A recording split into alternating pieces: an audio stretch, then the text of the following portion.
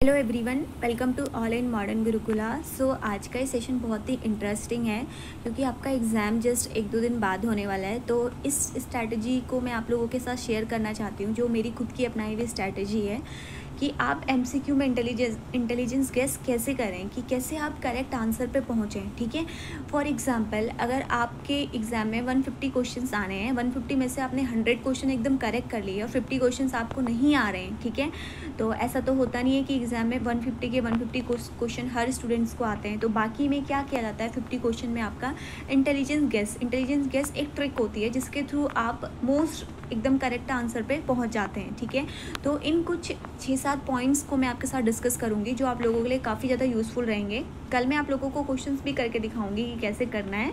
तो आप लोग एग्ज़ाम में जाने से पहले एक बार इसको देख लीजिए। बाकी आपने जो मेहनत किया है वो तो ज़रूरी है ही, बिना उसके तो इंटेलिजेंस गेस भी नहीं काम करेगा, बट इसको भी एक बार आप लोग देख लेंगे जिससे आपको हेल्प मिलेगा। तो स्टार्ट करते हैं आज का सेशन।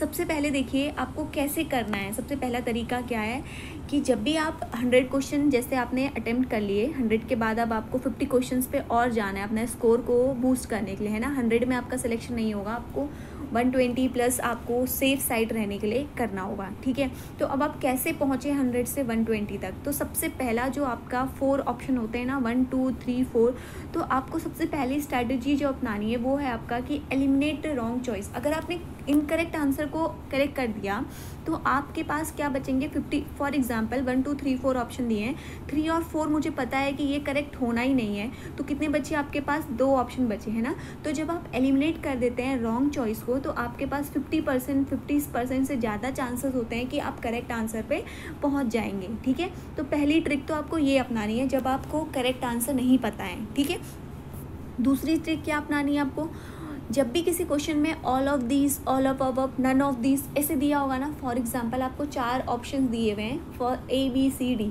डी में लिखा हुआ है कि all of the above correct या all of these correct, none of these, तो मोस्ट प्रोबेबली 90% चांसेस में होता है कि ऑल ऑफ अबव जो है आपका वो करेक्ट होगा। तो आप लोगों को ये मैं आपको तब बता रही हूँ जब आप लोग को स्कोर 100 आपने कर लिया है, उसके बाद आपको अपना स्कोर क्या करना है, बूस्ट करना है, इंक्रीज करना है। तो सेकेंड ट्रिक आपको क्या है, ऑल ऑफ दीज या all of above, none of these, ये सारे आपके क्या होते हैं, मोस्टली केसेस में करेक्ट होते हैं। ठीक है, तो आपको इन ऑप्शन को चूज करना है। अगर नहीं पता है तो आप आंसर टिक कर देंगे। ठीक है, नेक्स्ट देखते हैं हम लोग, हमेशा अवॉइड एक्सट्रीम न्यूमेरिकल वैल्यूज़। अब इसको देखिए कैसे, जैसे नंबर सीरीज का कोई क्वेश्चन दे दिया है, ठीक है, अब प्लस माइनस में सीक्वेंस इंक्रीज हो रही है, तो कोई एक ऐसा वैल्यू होगा जो उन्होंने एक्सट्रीम लिख दिया होगा, एकदम सीक्वेंस से थोड़ा ज़्यादा होगा, तो वो आपको हमेशा क्या करना है, एलिमिनेट करना है। चाहे वो आपका फिजिक्स का कोई न्यूमेरिकल भी आता है तो आपको उसमें एक्सट्रीम वैल्यूज़ को क्या करना है, एलिमिनेट करना है। ठीक है, अब वर्ड भी हमेशा जो एक्सट्रीम होते हैं ना वो हमेशा इनकरेक्ट होते हैं, तो एक्सट्रीम वर्ड्स को हमेशा एलिमिनेट करना है। ठीक है,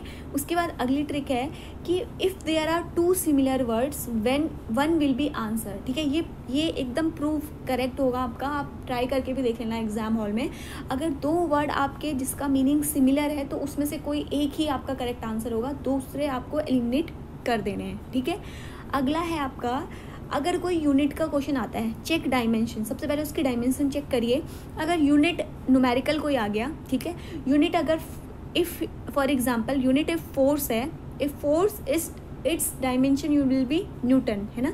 तो अब फोर्स की न्यूटन हो गई, तो आपको क्या करना है, ऑप्शन में चेक करना है जिसकी यूनिट आपको क्या दे रखी है, न्यूटन दे रखी है, वही आपका क्या होगा, करेक्ट आंसर होगा।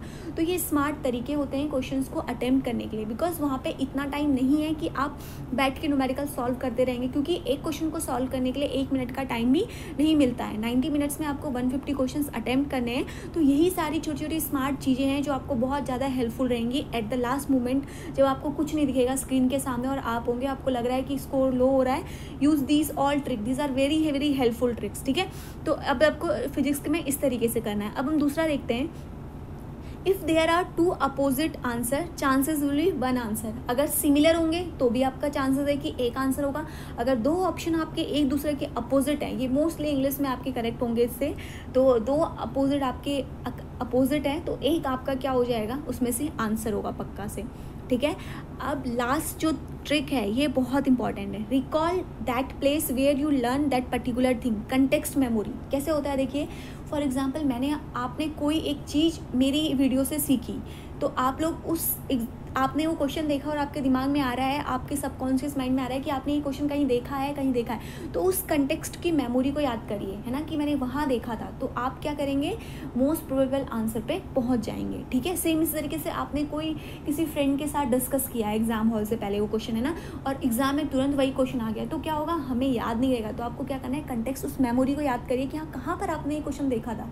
जब आप देखने की बात याद करेंगे तो आपको आंसर एकदम स्क्रीन के सामने दिख जाएगा। ठीक है, उसके बाद क्या है, अमंग 4 ऑप्शन जैसा देता है ना कि अमंग 2, अमंग 3, तो वहाँ पे क्या होता है, मोस्टली ऑप्शन में बी ही करेक्ट होता है। ठीक है, उसके बाद have most chance to be correct, B का दे रखा है। तो और मैं लास्ट में एक चीज़ बोलना चाहूँगी कि डोंट फॉलो एनी पैटर्न। ठीक है, कोई एक पैटर्न को फॉलो मत करिए कि हाँ इसमें ए करेक्ट हो रहा है। बहुत सारे बच्चे क्या करते हैं, सीक्वेंस में चलने लगते हैं। अच्छा हाँ, इस बार लग रहा है एग्जामिनर ने इसी सीक्वेंस से बनाया है, ए फिर बी फिर सी फिर ए फिर बी फिर सीक्वेंस। Don't follow this. ठीक है, अगर किसी में आपके लगातार बी आंसर करेक्ट हो रहे हैं तो हो सकता है, ठीक है, अपने आप पे ट्रस्ट रखिए, तो ये चीज़ हो सकती है। ऐसा नहीं है कि अगर एग्ज़ाम में वो चीज़ आपको लग रहा है कि अरे नहीं ऐसा तो नहीं हो सकता, ए बी सी डी, हम लोग के माइंड में वहाँ पे आ जाता है कि अरे मैं तो बार बार बी लगा रही हूँ या मैं बार बार A B C D pattern follow कर रही हूँ। नहीं, कोई पैटर्न को फॉलो मत करिए, अपने इस तरीके से करिए। तो आई होप कि आपको ये थोड़ा बहुत यूज़फुल लगा होगा ये वीडियो। मैं इसके कंटेक्स्ट में क्वेश्चंस भी आपके साथ डिस्कस कर लूँगी। सो मिलते हैं नेक्स्ट वीडियो में। Thank you, all the very best, God bless you all.